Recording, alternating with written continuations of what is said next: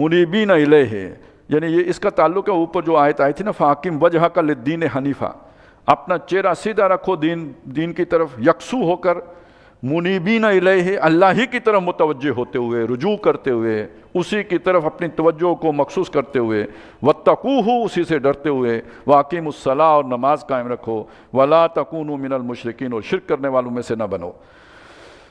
मिनल्लज़ीना फ़र्रक़ू दीनहुम, जिन लोगों ने अपने दीन को टुकड़े टुकड़े कर दिया। अब क्या मतलब होगा इसका?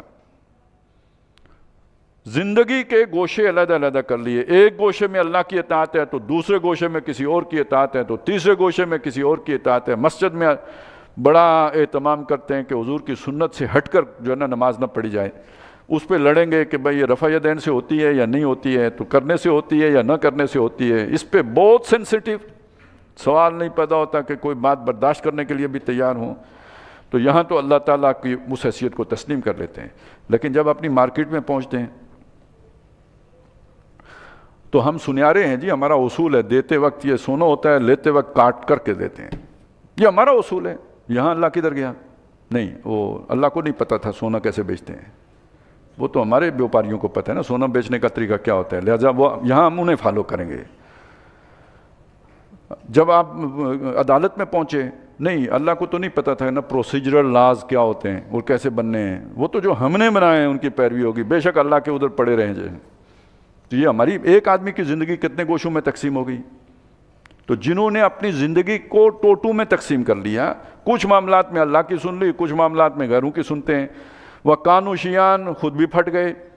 ज़ाहिर है फिर वो एक जब अल्लाह की मानेंगे सारे तो मुत्तफिक रहेंगे, तो जब बाज़ गोशों में दूसरों की मानेंगे तो वहाँ फिर एक मानने वाला, एक हुक्म देने वाला है तो दूसरा भी हुक्म देने वाला होगा, तो तकसीम पैदा हो जाएगी। कुल्लु हिज़्बिम बिमा लदैहिम फ़रिहून, जिसके हत्थे जोड़ चढ़ेगा उसी पे इतराते फिरेंगे। ये हमने मजहबी तबके के ऊपर फिट कर लिए है, ये पूरी नो इंसानी के ऊपर फिट होती है। पहली जंग अजीम क्यों हुई थी, दूसरी क्यों हुई, कोल्ड वार क्यों हुई? जिसके हत्थे जो चढ़ा उसने खैर, जो थोड़ा बहुत उसने समझा यही कुल खैर है, कम्युनिज्म में ये सारा खैर है, नहीं कैपिटलिज्म में ये सारा खैर है। कुल्लु हिज़्बिम बिमा लदैहिम फ़रिहून, ज़रा ग्रेटर सिनारियो में देखें ना, इसका मतलब क्या है।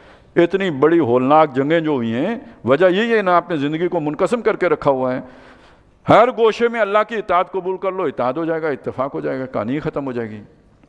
कुल्लु हिज़्बिम बिमा लदैहिम फ़रिहून व इज़ा मस्सन नास ज़ुर्रुन, जब लोगों को कोई तकलीफ़ पहुँचती है, यानी वो अपने ये इन करतूतों की वजह से वो तकलीफ़ पहुँचती है, लेकिन फिर उसके बाद दाओ रब्बहुम मुनीबीन इलैह, अब अपने रब को पुकारेंगे उसकी तरफ यकसू होकर, मुतवज्जे होकर, रुजू करते हुए। सुम्मा इज़ा अज़ाक़हुम मिन्हु रहमतन, फिर जब अल्लाह ताला की तरफ से हालात बदलते हैं, खुशहाली आती है, रहमत मिलती है, बीमारी ख़त्म हो गई, सेहत आ गई, या ये कि जो भी तंगदस्ती थी उसकी जगह पे खुशहाली आ गई। इज़ा फ़रीक़ुम मिनहुम बिरब्बिहिम युशरिकून, अब वो अपने रब में से, उनमें से एक ग्रोह जो होता है अपने रब के साथ औरों को शरीक करने लगता है। वो ये हमारी रसूमात हैं जी, क्या करें, ये हमारी रवायात हैं, क्या करें, ये हमारे चले आ रहे रवाज हैं, क्या करें। तो मुख्तलिफ इस तरह के दलाइल के ऊपर अल्लाह की बात को पीठ पीछे डाल देते हैं। फिर वही अल्फाज आ गए, ले यकफुरू बिमा आतैनाहुम, ताकि जो हमने दिया है उसकी तो नाशुक्री करें। क्यों? मज़े उड़ाना चाहते हैं। वल फतमत्तऊ, तो उड़ा लो मज़े, चंद दिन के मज़े हैं, अरमान निकालो अपने जो भी दो चार निकलते हैं। फसौफ तालमून, जल्द तुम्हें लग पता जाएगा।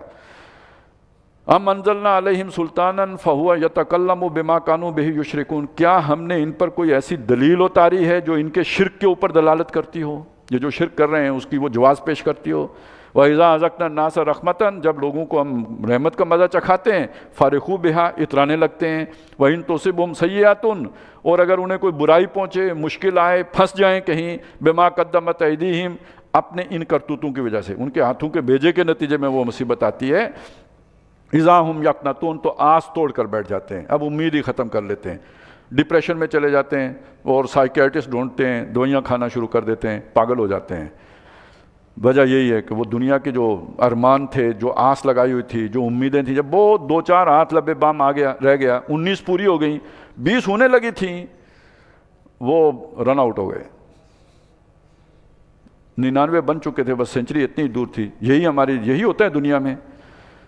किस्मत की खूबी देखिए, टूटी कहाँ कमर, दो चार हाथ जब लबे बाम रह गया। اب اس کے بعد پھر کیا ہے؟ جب امید اتنی نزدیک آ چکی ہو اور پھر نہ ملے تو ڈپریشن کے علاوہ کیا ہے؟ تو یقنطون مایوس ہو کے بیٹھ جاتے ہیں. اولم یروا ان اللہ یبسط الرزق لمن یشاء ویقدر، کیا اتنا نہیں دیکھتے اللہ ہے رزق جس کو چاہتا ہے پھیلا کے دیتا ہے اور جس کو چاہتا ہے تنگ کر کے دیتا ہے. پڑھ لکھ کے بعض لوگ اتنا نہیں کما سکتے جو ان پڑھ کما لیتے ہیں. پڑھا ہی نہیں جاتا ان سے، 8ویں پاس کرنا مشکل، لیکن جب کاروبار شروع کرتے ہیں تو ارب پتی بن جاتے ہیں. پڑھے لکھوں کو نوکر رکھ لیتے ہیں. نہیں ہنسنے کی بات نہیں ہے، ملک ریاض صاحب آپ کے سامنے نہیں ہے، زندہ جاوید تصویر، جو کہتے ہیں کون سی چائے پینی ہے، جرنیل چائے پینی ہے، کرنیل چائے پینی ہے، پتہ نہیں بریگیڈیئر چائے پینی ہے. یعنی ان کے کک بھی، جن کو دیکھ کے ہماری سانس رک جائے وہ ان کے کک ہوتے ہیں، اور خود وہ ان پڑھ آدمی ہے، کیا پڑھے لکھے ہیں. ویسے اخبار میں مضمون لکھتے ہیں، پتہ نہیں کون لکھتا ہے، لیکن ان کے نام سے شائع ہوتا ہے. اب پڑھا لکھا آدمی مضمون لکھ کے مجبور ہے ان کے نام سے شائع کرنے پر. تو اتنی نہیں سمجھ آتی رزق کون دیتا ہے؟ جب دینا شروع کر دے تو بدھو کو دے دیتا ہے، جیسے یہ بھی نہیں پتہ خرچ کہاں کرنا ہے. نہ دے تو اچھے خاصے عقل مند کو نہیں، وہ دوسروں کو بتائے، وہ اس کا کنسلٹنٹ ہوتا ہے کہ ادھر خرچ کرو تو ادھر خرچ کرو. یہ نظام ہے جو اللہ نے بنایا ہوا ہے، تمہیں نہیں سمجھ آ رہی؟ وہ رزق پھیلا کے دیتا ہے جس کو چاہتا ہے، یہ صلاحیتوں پہ نہیں ملتا، یہ اس کی وہ ہے عنایت ہوتی ہے. ان فی ذالک لآیات، اس میں نشانیاں ہیں، لقوم یؤمنون، ان لوگوں کے لیے جو ایمان لاتے ہیں. فآت ذی القربی حقہ، قریبی رشتہ داروں کو ان کا حق دو، جس کو زیادہ دے دیا ہے. اب دیکھیے یہ آزمائش کیا ہے، یہ جو زیادہ جس کے پاس آ گیا ہے، یہ دوسرے کا حق اس کے پاس آ گیا ہے. قریب سب سے پہلے وہ حق قریبی رشتہ داروں کا ہے، وہ پیچھے رہ گئے ہیں. اللہ نے تمہیں آزمانے کے لیے ان کا حق تمہارے جو ہے نا صندوق میں رکھ دیا ہے. اب دیکھتے ہیں نا وہ حق ان تک پہنچاتے ہو کہ نہیں پہنچاتے. وَآتِ ذَا الْقُرْبَى حَقَّهُ وَالْمِسْكِينَ، اور جو محتاج ہیں، وَابْنَ السَّبِيلِ، اور جو مسافر ہیں. ذَلِكَ خَيْرٌ لِّلَّذِينَ يُرِيدُونَ وَجْهَ اللَّهِ، جو اللہ کی رضا چاہتے ہیں، یہ روش ان کے لیے بہت بہترین ہے. وَأُولَٰئِكَ هُمُ الْمُفْلِحُونَ، اور یہ لوگ ہیں جو ان کا بھلا ہوگا، فلاح پائیں گے. یہ قارون نے بھی تو بچا کے رکھا تھا، پھر کیا ہوا جو آپ کے سامنے ہے؟ اسے مشورہ کیا دیا گیا تھا؟ یہ اللہ نے جو تمہیں مال دیا ہے، جو دنیا کا حصہ دیا ہے، اس کے ذریعے سے آخرت بناؤ. لیکن اس نے نہیں مانا، اور انجام جو جس سے دو چار ہوا وہ ہم نے کل پڑھا. وَمَا آتَيْتُم مِّن رِّبًا لَا يَرْبُوَ فِي أَمْوَالِ النَّاسِ، جو تم وَمَا آتَيْتُم مِّن رِّبًا لِيَرْبُوَ فِي أَمْوَالِ النَّاسِ، جو تم دیتے ہو اپنا مال سود پر، بیاج پر، کہ لوگوں کے مال میں وہ بڑھتا رہے. یعنی دیکھیں ایک ضرورت مند آپ کے پاس آیا، قرآن کیا کہتے ہیں؟ وہ ضرورت مند جو ہے اس کا حق ہے تمہارے پاس، اسے دے دو. اللہ یوں دیکھتا ہے اس چیز کو. اب تم نے اپنے مال سے مال بنانے کی ترکیب سوچ لی کہ ضرورت اس کی پوری کی، 100 روپیہ لے جاؤ، 130 واپس کرنے ہیں اگلے مہینے، نہیں تو 150 ہو جائیں گے، اور اس سے اگلے مہینے 200 ہو جائے گا، اور پھر انشاءاللہ تعالیٰ تم اس کے نیچے سے نکلو گے نہیں قیامت تک. تو یہ ہے وہ جو ہے چڑھتا ہوا سود. یہ اللہ کی نظر میں نہیں بڑھتا. تمہیں لگتا ہے وہ تمہارے بیئی کھاتے میں بڑھ رہا ہے، اللہ کے ہاں وہ نہیں بڑھتا.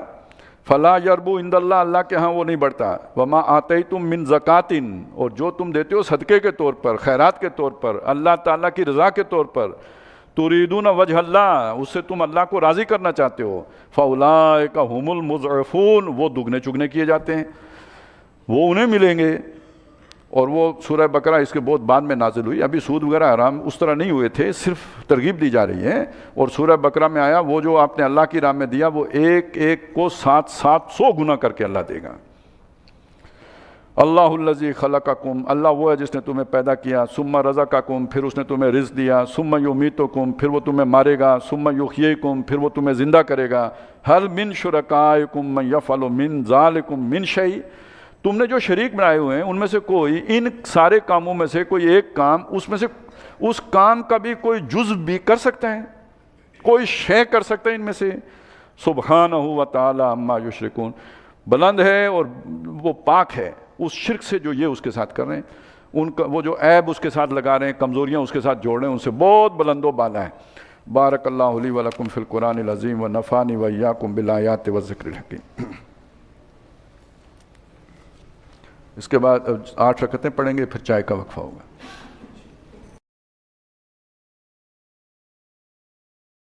ظہر الفساد فی البر والبحر بما کسبت ایدی الناس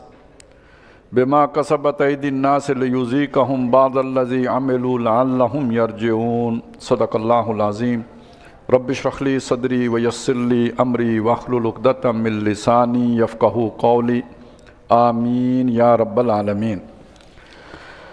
ظہر الفساد فی البر والبحر، فساد اور بگاڑ اور خرابی پیدا ہو گئی ہے سمندر میں بھی اور خشکی میں بھی، بما کسبت ایدی الناس، لوگوں کے ہاتھوں کے اعمال کے نتیجے میں، جو کمائی کی لوگوں کے ہاتھوں نے، لیذیقہم، تاکہ مزہ چکھائیں انہیں، بعض الذی عملوا، جو انہوں نے اعمال کیے ہیں ان میں سے کچھ کا، لعلہم یرجعون، شاید کہ وہ پلٹ آئیں۔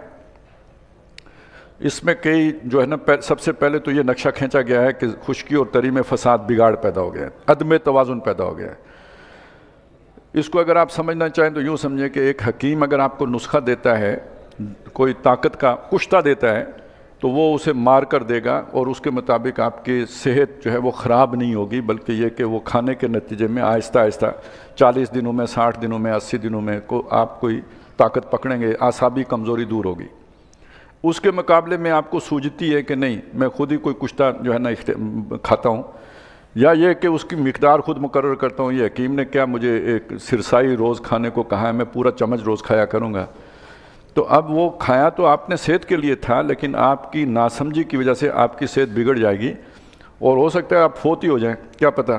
اوور ڈوز جو ہے نا، access of every thing is bad, یہ آپ کے ساتھ ہو سکتا ہے۔ بے شک کشتہ ہو، بے شک طاقت کی دوا ہو، لیکن وہ آپ کا بیڑا غرق کر سکتی ہے۔ تو جب آپ اللہ حکیم کے بتائے ہوئے طریقے پر چلتے ہیں تو دنیا میں امن رہتا ہے، سکون رہتا ہے، دنیا کا نظام، جیسے آپ کا جسم صحیح حکیم کے نسخے کے مطابق عمل کرنے کے نتیجے میں رسپانس کرتا ہے، تو دنیا بھی اسی طرح چلتی رہتی ہے۔ جب اس میں آپ اپنی حکمت کی جو ہے نا وہ ٹاک کی جو ہے نا لگاتے ہیں ٹاکی، تو اس کے نتیجے میں پھر فساد برپا ہو جاتا ہے۔ جیسے جسم میں فساد ہوتا ہے، ایسے ہی بگاڑ پیدا ہو جاتا ہے معاشرے کے اندر، توازن بگڑ جاتا ہے معاشرے کا۔ جب معاشرے کا توازن بگڑتا ہے تو پھر جو ہے نا فساد اگلے مرحلے پہ چلا جاتا ہے۔ اب باہم جو ہے نا وہ کشت و خون شروع ہو جاتے ہیں۔ اس کو یوں سمجھے، ظلم کا آغاز ہوا، ایک طبقے نے زیادہ کھانا شروع کیا، دوسرے کو محروم کر دیا۔ اب محروم اٹھ کے لڑیں گے، جن کے وہ کیا ہے تو دستیوں پیچ پڑیں گے۔ اب وہ کہتے ہیں نا ظلم کیا کفر کے ساتھ حکومت چل سکتی ہے، ظلم کے ساتھ نہیں چل سکتی، تو وہ پھر اس سے وہ پیچے پڑنے شروع ہو جائیں گے۔ جہاں ہستی ہوئی محدود، لاکھوں پیچ پڑتے ہیں، عقیدہ، عقل، فطرت سب آپس میں لڑتے ہیں، لڑائی شروع ہو گئی، فساد برپا ہو گیا۔ تو اب یہ دیکھیے ہماری ٹریجڈی دیکھیے کہ ذرائع نقل و حمل کی ترقی کے نتیجے میں پوری دنیا کو ایک گاؤں کی حیثیت حاصل ہو گئی ہے، گلوبل ولیج کہتے ہیں ہم، لیکن لوگوں کو جوڑنے کے لیے ہمارے پاس کوئی نسخہ موجود نہیں ہے۔ لہذا جب لوگ اکٹھے تو ہو گئے، لیکن ان میں اتفاق نہیں ہے، اتحاد نہیں ہے، سوچ ایک نہیں ہے، نظریات مختلف ہیں، اور سب سے بڑھ کر یہ کہ مفادات کا ٹکراؤ ہے، تو سوائے فساد کے کیا ہوگا؟ آپ اسے پہلی جنگ عظیم کی صورت میں دیکھیں یا دوسری جنگ عظیم کی صورت میں دیکھیں۔ اب اس وقت جو ڈائلیما ہے وہ کیا ہے؟ گلوبل ولیج ہے، تقاضا یہ ہے ولیج کا چودھری ایک ہو، لیکن یہاں کئی ممالک ہیں، آپ نے اقوام متحدہ بنا کے دیکھ لی، سیکیورٹی کونسل بنا کے دیکھ لی، لیکن وہ مفادات کا جو ٹکراؤ ہے وہ کنٹرول نہیں ہو رہا۔ اصل میں تقاضا کیا تھا؟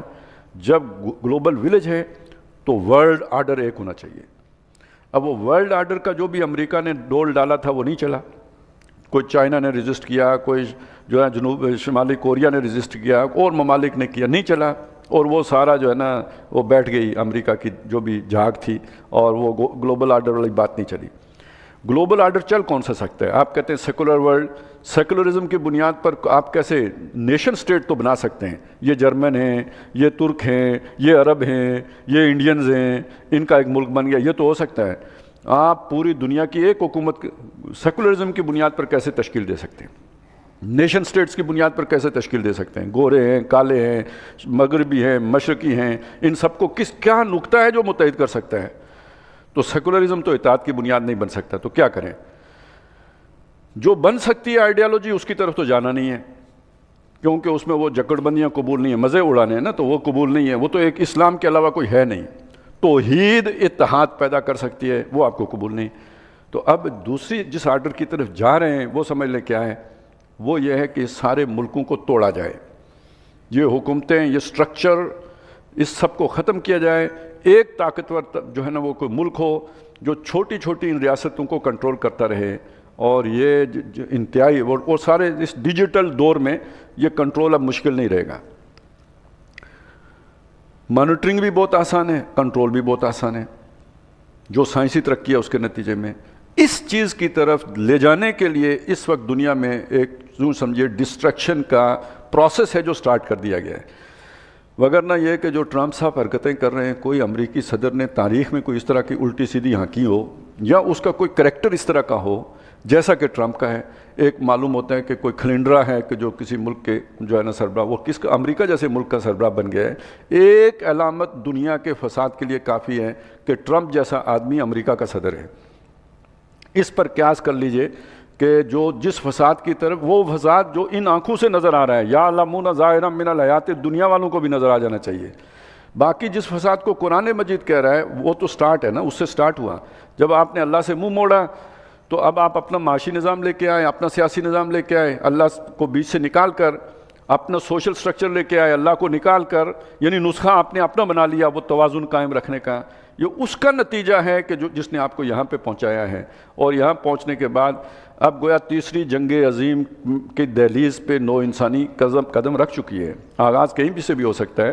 اب یورپ کی حالت دیکھیں کیا ہو رہی ہے، امریکہ کی کیا ہے، باقی ممالک میں کیا شروع ہو چکا ہے، ہمارے ملک میں اچانک کیا جو جس طرح ابال آیا ہے دہشت گردی کا، تو یہ سمجھیں آنے والے دور کی دھندلی سی تصویر دیکھیں۔ یہ وہ چیز ہے جسے قرآن مجید کہتا ہے کہ یہ خشکی اور تری میں یہ جو سارا فساد برپا ہوا ہے، بما کسبت ایدی الناس، لوگوں کے کرتوتوں کے نتیجے میں ہوا ہے۔ لچھن تو دیکھو، اور میں نے آپ کی طرف ایک بار بار اشارہ کیا تھا ان چیزوں کی طرف، آپ کا متوجہ کی تھی توجہ، کہ آپ یہ دیکھیں کہ جس ایک جرم میں کوئی قوم ہلاک ہوئی ہے، وہ سارے جرائم آج جمع ہو کر نو انسانی نے اختیار کر لی ہیں۔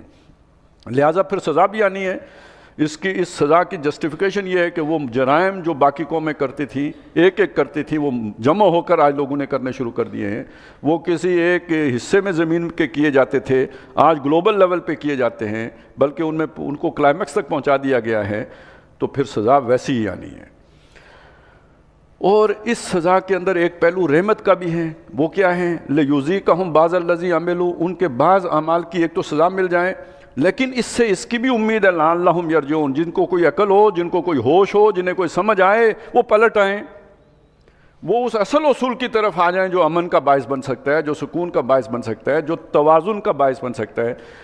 بھائی حکیم کا نسخہ کھا کے 4 آدمی جان سے گئے، اب کسی کو تو سمجھ آ جانی چاہیے نا کہ بھئی حکیم کے نسخے کے مطابق جو ہے نا، یا کسی دوسرے حکیم کو لے کے آئیں، یا کم از کم حکیم کے نسخے کے مطابق عمل کریں، اس کے اندر خود رد و بدل نہ کریں، گڑبڑ ہو جائے گی۔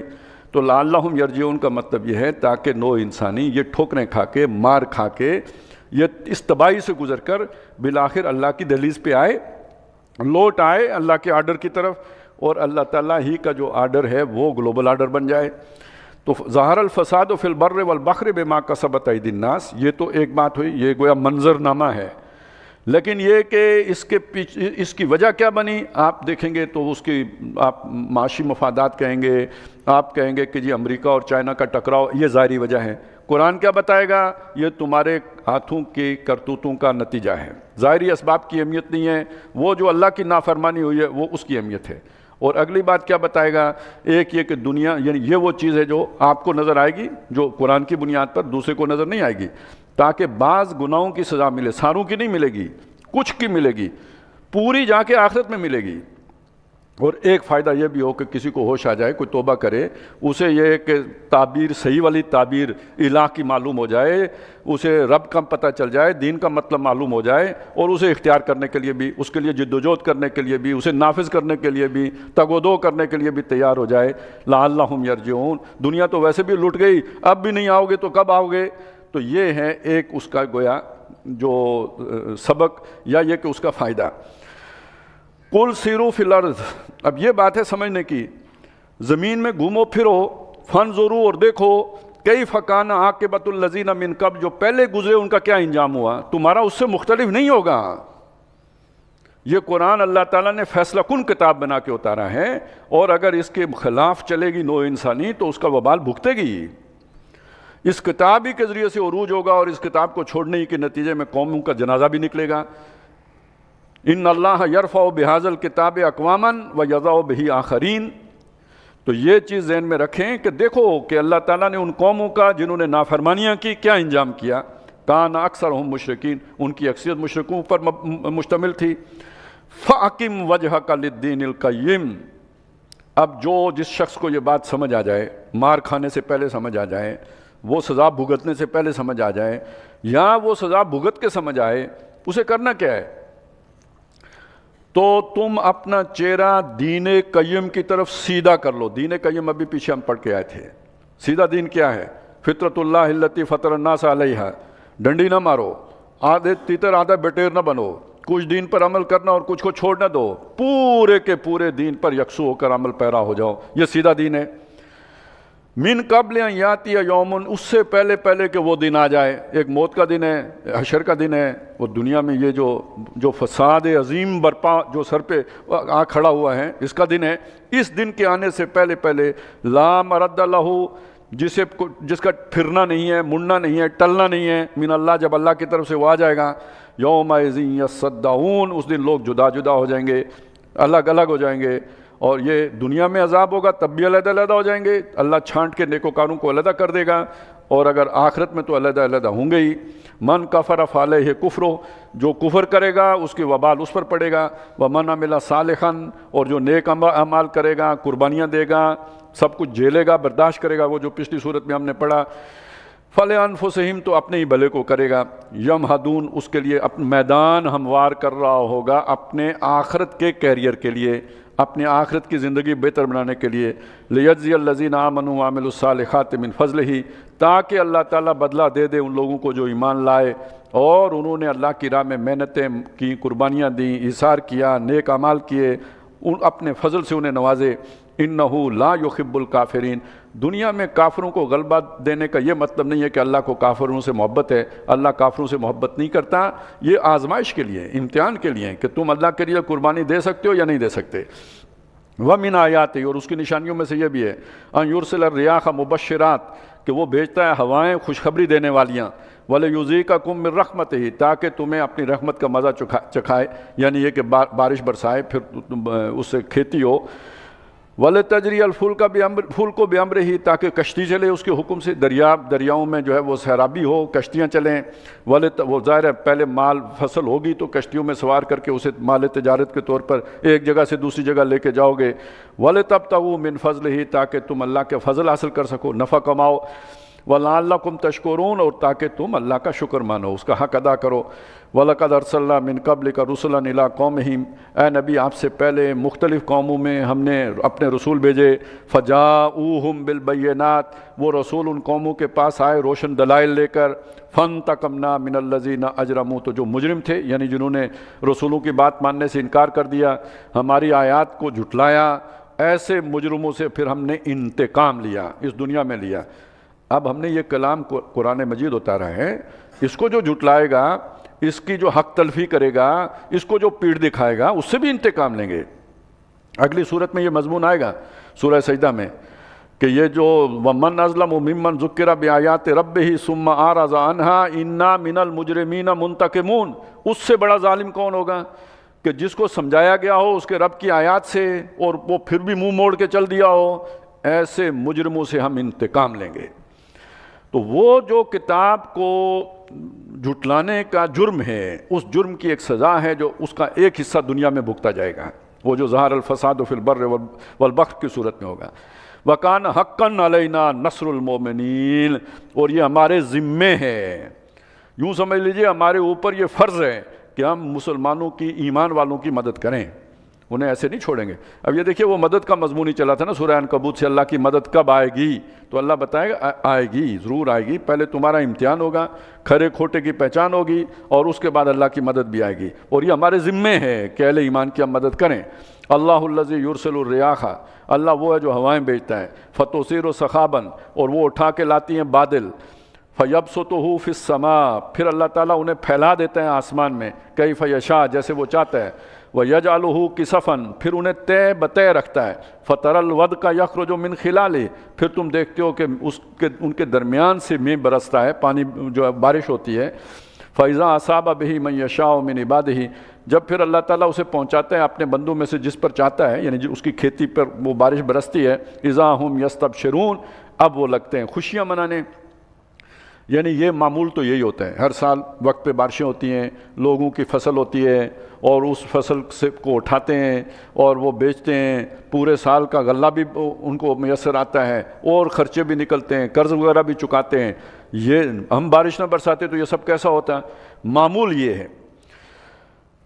وَإِن كَانُوا مِن قَبْلِ أَن يُنَزَّلَ عَلَيْهِم مِّن قَبْلِهِ لَمُبْلِسِينَ، اور وہ بارش جب کہ ابھی ان پر نہیں اتری تھی، اس سے پہلے وہ مایوس ہو کے بیٹھ چکے ہوئے تھے، اس لیے کہ معلوم ہوتا تھا سیزن آف ہو گیا ہے، بارشیں ہوئی نہیں ہیں، اور اگر اب بھی اس دفعہ بھی بارش نہ ہوئی، ان دنوں میں بارش نہ ہوئی، تو پھر یہ کہ فصل ہوگی نہیں، سیزن ہی گزر جائے گا، تو پھر ہم فصل کیسے اٹھائیں گے، اگلے سال گزارا کیسے کریں گے، کھائیں گے کہاں سے، باقی جو وعدے کیے ہوئے ہیں وہ کیسے پورے کریں گے، تو بالکل مایوس ہو کے بیٹھے تھے۔ تو ہم نے بارش برسا کے ان کی خوشی کا سامان کر دیا۔ فانظر الی آثار رحمت اللہ، دیکھو اللہ کی رحمت کے آثار، نتائج۔ یہاں آثار کا کیا مطلب؟ اللہ نے بارش برسائی، اس کے کیا شاندار نتیجے برآمد ہوئے۔ کیف یحیی الارض بعد موتہا، کس طرح مر چکنے کے بعد زمین کو اس نے زندہ کر دیا۔ یعنی ہمارے لیے تو مری ہوئی تھی، اس سے کچھ حاصل نہیں ہونے والا تھا، کوئی زرخیزی نہیں تھی، اب اللہ نے بارش برسا دی تو اس سے غلہ حاصل ہوا، پورے سال کا جو ہے گزران کا بندوبست ہو گیا۔ ان ذالک لمحیی الموتیٰ، بے شک وہی ہے جو مردوں کو زندہ کرے گا، وہو علی کل شیء قدیر، اور وہ ہر شے پر قادر ہے۔ اب یہ جو اگلی بات آ رہی ہے نا، یہ کبھی کبھی یوں ہو جاتا ہے۔ دیکھیں معمول یہ ہے کہ اللہ تعالیٰ یہ نظام ہستی اسی طرح چلا رہا ہے، وہ سب کو، جانوروں کو بھی پلا رہا ہے، انسانوں کا، کیا مسلمان کیا کافر، کیا فرما بردار کیا باغی، اس کے لیے اس نے یہ نظام جو ہے نا اسی طرح گردش میں دیا ہوا ہے۔ کبھی کبھی وہ ہوتا ہے جس کا آگے ذکر آ رہا ہے، وَلَئِنْ أَرْسَلْنَا رِيحًا، اور اگر ہم بھیجیں ایک ہوا، فَرَآوْهُ مُصْفَرًّا، اور وہ کھیتی کسی سال ایسا ہو جائے کہ ایسی کوئی پالے والی ہوا آ جائے، کوئی بہت جس میں جو ہے نا وہ کورا ہو، فَرَآوْهُ مُصْفَرًّا، اور وہ دیکھیں اپنی اس کھیتی کو کہ زرد پڑ گئی ہے، یعنی وہ جو ساری محنت تھی اکارت چلی گئی، لَظَلُّوا مِن بَعْدِهِ يَكْفُرُونَ، اب وہ اس کے بعد جو ہے نا ناشکری کرنے لگتے ہیں، انہیں یہ یاد ہی نہیں رہتی کہ پچھلے سال بھی اللہ انہیں کھلایا تھا، اس سے پچھلے سال بھی کھلایا تھا، یا کبھی کبھار سیلاب آ گیا، یا کبھی کوئی ناراض وہ جو ہے نا وہ جو فصل خراب ہو گئی، تو ساری نعمتیں بھول جاتے ہیں۔ عام طور پہ ہمارا بھی وہ رویہ کیا مردوں کا کیا عورتوں کا ایسا ہوتا ہے نا، کبھی زندگی میں کوئی ایک آدھ دوسرے سے غلطی ہو جائے تو پھر پہلے والا کہتا ہے کہ تمہارے ساتھ میں نے زندگی میں کبھی چین نہیں دیکھا، ہوتا ہے نا، گھر میں ہو جاتے ہیں تو دونوں طرف سے ہو جاتے ہیں۔ تو یہ انسانی رویہ اللہ کے ساتھ بھی ہے کہ اللہ تعالیٰ اسے نعمتیں دیتا رہتا ہے، جب تک وہ نعمت میسر ہے احساس ہی نہیں ہے، سمجھتے ہیں یہ معمول کی بات ہے، سب کو ملا ہے تو مجھے مل گیا تو کون سی فرق ہو گئی، فرق پڑ گیا۔ کبھی ٹانگ ٹوٹ جائے، کبھی کوئی آنکھ پھوٹ جائے، کبھی کوئی اور نقصان ہو جائے، یا کبھی کسی سال سیلاب کی وجہ سے کوئی نقصان ہو جائے، اب اسے پتہ لگتا ہے، اور پھر وہ پچھلی ساری نعمتیں بھی یاد نہیں آتی، بلکہ یہ کہ ناراض ہو کے گویا اللہ سے وہ کفر کرنے لگتا ہے، ناشکری کی باتیں کرنے لگتا ہے۔ یہ جب آیا تھا نا زلزلہ 2005 میں، میرے 8 اکتوبر 2005 میں جو زلزلہ آیا تھا، تو رمضان تھا، جیسے ابھی رمضان ہے، تو اس موقع پہ بعض لوگ بتاتے ہیں کہ جب وہ گئے لوگوں کی جو مدد امداد کے لیے، دور دراز علاقے تھے، پیدل چل کے جانا ہوتا تھا پہاڑی علاقوں میں، تو بعض لوگوں نے روزے نہیں رکھے ہوئے تھے، تو انہوں نے کہا بھئی آپ نے روزہ کیوں نہیں رکھا ہوا؟ تو کہتے ہیں جس نے ہمارے گھر گرا دیے ہیں ہم اس کے روزے رکھیں۔ یہ ایک رویہ ہے، یہ جو قرآن بیان کر رہے ہیں۔ فَإِنَّكَ لَا تُسْمِعُ الْمَوْتَىٰ، اے نبی آپ مردوں کو نہیں سنا سکتے، وَلَا تُسْمِعُ الصُّمَّ الدُّعَاءَ، اور وَلَا تُسْمِعُ الصُّمَّ الدُّعَاءَ، اور نہ آپ پکار سنا سکتے ہیں بہرے کو، اِذَا وَلَّوْا مُدْبِرِينَ، جب کہ وہ لوٹ کے چل پڑے ہوں، منہ موڑ کے آگے چل پڑے ہوں۔ وَمَا أَنْتَ بِهَادِ الْأُمِّيِّ عَنْ ضَلَالَتِهِمْ، اسی طرح آپ کسی اندھے کو اس کی گمراہی پر رستہ نہیں دکھا سکتے۔ ان تسمعوا الا من یؤمن بآیاتنا، آپ تو سنا سکتے ہیں صرف اسی کو کہ جو ہماری آیات کا یقین کرنے والا ہو، فہم مسلمون، اور وہ فرما بردار ہی ہوں، بھی ہوں. یعنی ایک یہ کہ اللہ تعالیٰ کی اس جو بھی کلام ہے اسے مانتے ہوں اللہ کا کلام ہے, اور دوسرا یہ کہ اللہ کے احکام کی تابعداری کرنے والے بھی ہوں, انہیں سمجھا سکتے ہیں آپ, انہیں سمجھ بھی آ سکتی ہے. اللہ الذی خلقکم من ضعف, اللہ وہ ہے جس نے تمہیں پیدا کیا کمزوری میں. ثم جعل من بعد ضعف قوۃ, پھر اس کمزوری کے بعد اس نے تمہیں طاقت دے دی. ویسے جو مخلوق جو بھی ہے مختلف حیوانات, ان میں سب سے جو پیدا ہوتے ہی جو سب سے کمزور بچہ ہوتا ہے نا وہ انسان کا ہوتا ہے. آپ باقی بھی دیکھیں نا, وہ جو بھی ہمارے پالتو جانور ہیں, بھینس ہے, گائے ہے, بکری ہے, وہ پیدا ہوتے ہی اچھلتے کودنا شروع کر دیتے ہیں. انسان کا بچہ سب سے زیادہ ڈیپینڈنٹ ہوتا ہے, یہ اپنے بل پر کچھ کرنے کے قابل نہیں ہوتا, ایک عرصے تک اسے فیڈ کرنا پڑتا ہے. تو گویا نہایت کمزوری میں پیدا کیا, پھر اس کمزوری کے بعد اتنی طاقت دے دی کہ سب پر غالب آ جاتے ہیں, حیوان بھی اس کے قبضے میں آ جاتے ہیں, اس کے وہ ہاتھ مٹھی میں آ جاتے ہیں, طاقتور جوانی کی طاقت آ جاتی ہے. ثم جعل من بعد قوۃ ضعفا, پھر اس کمزوری کے بعد ایک اور ضعف آ جاتا ہے جسے ضعیف العمری ہم کہتے ہیں, یعنی بڑھاپے کا کمزوری. اب وہ اس دور میں داخل ہو گیا, اب وہ سارے جو ابھی اس کی وہ طاقت ہے وہ ہوا ہو گئی, ختم ہو گئی. اب لاٹھی ٹیک کے چلتا ہے یا کسی کا سہارا پکڑ کے چلتا ہے. جوش جوانی گھٹ گیا, ذوف پیری بڑھ گیا. اب عصا بنوائیے لخ نے جو ہے وہ تمنا کاٹ کے, تو اب جو ساری خواہشات سارے ارمان اب اسی جو ہے نا وہ درخت ان کا پورا جو بھی آپ نے بنایا تھا اسے کاٹ کے اس سے عصا بنانا پڑے گا. وہ شیبہ اور بال سفید ہو جاتے ہیں. یخلق ما یشاء, اللہ بناتا ہے پیدا کرتا ہے جو چاہتا ہے. یعنی یہ جیسے ایک فصل کا سائیکل ہے نا, پیچھے فصل کی مثال آئی تھی نا, وہ فصل تھی پیلی پڑ گئی. انسانوں کا بھی تو ایک سائیکل ہے نا, ٹھیک ہے 60-70 سال کا ہے, لیکن ان کے بال وہ پیلے ہوتے ہیں, یہ سفید ہوتے ہیں. اور جب فصل پیلی ہوتی ہے تو گویا اب کٹنے کے دن آ گئے, تو جب بال سفید ہوتے ہیں تو گویا اب وہ ہمارا محاورہ ہے نا, پاؤں کور میں لٹکائے بیٹھے ہیں, تو گویا اب وہ ٹائم آ جاتا ہے. وَهُوَ الْعَلِيمُ الْقَدِيرُ, اور وہ علم والا ہے اور قدرت والا ہے.